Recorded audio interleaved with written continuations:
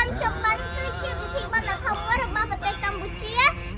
đại mi saraสำคัญទាំងផ្នែកសាសនាវប្បធម៌និងប្រពៃណីពិធីនេះចាប់ផ្ដើមធ្វើឡើងរយៈពេល15ថ្ងៃចាប់ពីថ្ងៃ100ខែភទ្របទដល់ថ្ងៃ15រោចខែភទ្របទពេញបរមីនៃរដូវវស្សាជារៀងរាល់ឆ្នាំតាំងជានៅព្រះពុទ្ធសាសនាពិធីបន់ជុំបិណ្ឌនេះគឺដើម្បីឧទ្ទិសផលផលបុណ្យដល់ដួងវិញ្ញាណក្ខន្ធបុព្វការីជនមានជីដូនជីតាញាតិកា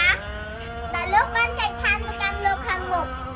ជាពិសេសអ្នកដែលបានចាប់កំណើតទៅជាប្រែតដើម្បីឲ្យពួកគាត់បានរួចផុតពីកម្មពៀរវេលា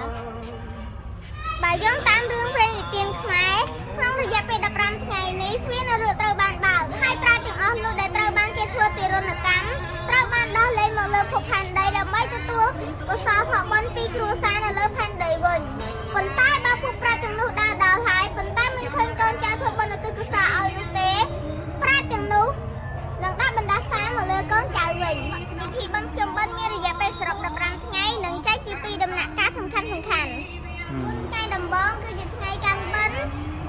ដែលត្រូវបានគេហៅថាថ្ងៃបិណ្ឌឬជុំតូចថ្ងៃទី14នេះគ្រួសារនីមួយ